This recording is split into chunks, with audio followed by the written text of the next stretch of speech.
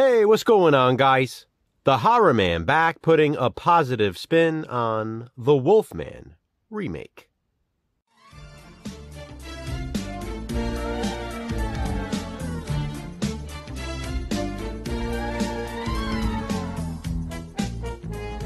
Released in 2010, The Wolfman is a remake of the original Universal monster classic, The Wolfman. I remember at the time of its release, there was a lot of buzz surrounding this. The marketing team definitely did a good job promoting the film, because I remember it like it was yesterday. Of course, it's actually been 13 years. Can you believe it? Unfortunately, after seeing the movie, a lot of people complained. This remake was not received well. I should mention that this DVD contains the unrated director's cut as well as the theatrical cut.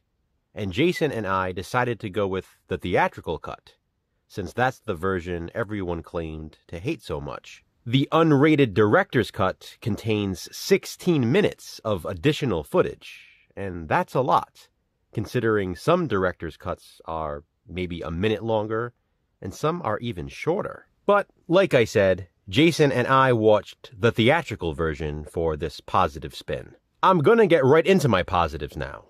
Please keep in mind that the original The Wolfman is one of my all-time favorite horror films. First of all, this remake has atmosphere. Now, it's not the original, which I think is probably the most atmospheric movie of all time, but this remake definitely comes close. The night scenes in particular are pretty amazing, with the mist and the lighting. The atmosphere in this remake is a huge positive for me. Getting the atmosphere right in a Wolfman remake is a necessity, in my opinion. I'm happy to say it succeeded. I love the scenery and the setting of the film. The houses are gorgeous, but I especially like the antique shop. Of course, you probably know that the antique store is an important location in the original film, so I'm glad it's in the remake as well. Now, obviously, the original was in black and white, which added to that atmosphere I mentioned earlier. But I love the cool color scheme in the Wolfman remake. It's interesting seeing this classic story I love so much colorized. With that being said, it's not a shot-for-shot remake either. Not by any means. This remake does its own thing, while still staying true enough to the original. As I always say, that's important to me when it comes to remakes. Finding that balance of what worked in the first film and what might appeal to a new audience. This one does a great job of that, and that's a positive. I enjoy the little details, like featuring the original cane. That was cool. The costume design is beautiful, and I guess I should mention the makeup as well, since it won the Oscar. Those are all positives for me. I love the casting in The Wolfman, specifically Benicio del Toro, Anthony Hopkins, and Emily Blunt. The funny thing is, when I first saw this movie, I questioned whether or not Benicio del Toro was miscast. Jason apparently had thought the same thing, but while we were watching it together this time, we kind of liked him in the role. As a matter of fact, I can't really picture anyone else doing it. Lon Chaney Jr. was made for the role of Larry Talbot, and I mentioned in my reviews for the Wolfman movies during Monster Mayhem that Larry Talbot is my favorite character in the Universal Classic Monster universe. But obviously he couldn't play the character in this 2010 remake, so I guess there were big shoes to fill. I actually do see a slight resemblance now between Benicio del Toro and Lon Chaney Jr. I think he made a fantastic Larry Talbot, and I'm glad my feelings have changed on that. Emily Blunt is always nice to look at, and she was great in this as well.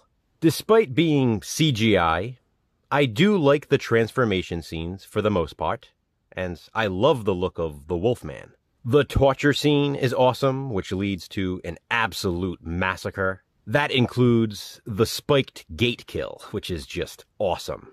That's followed by the rooftop sequence, where you can see that these set pieces are phenomenal. The twist in this remake is interesting, and I think it works well. The werewolf battle was a blast to watch.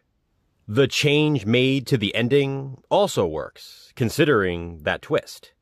And the movie has a great last line. This remake has more carnage, brutal kills, and gore. There's a beheading, dismemberment, and entrails galore. Overall, this is an all-around great take on the classic for a modern audience. You know, it's funny, and Jason and I were discussing this while we watched this remake. So many people get mad when their favorite movies get remade or get new sequels, but I'm the opposite, and so is Jason. Why wouldn't we want more of something we love? Remakes and sequels could be hit or miss, yes, but they don't replace that original film you love so much. There is no real downside to getting new material or new adaptations. You still have the other one to enjoy. But there's always potential to get more of what you loved in the first place. This remake is a perfect example of that for me. While the original is one of my all-time favorite horror movies, I love this one too. But you don't have to agree. This is just my positive spin. Be sure to check out Jason's as well.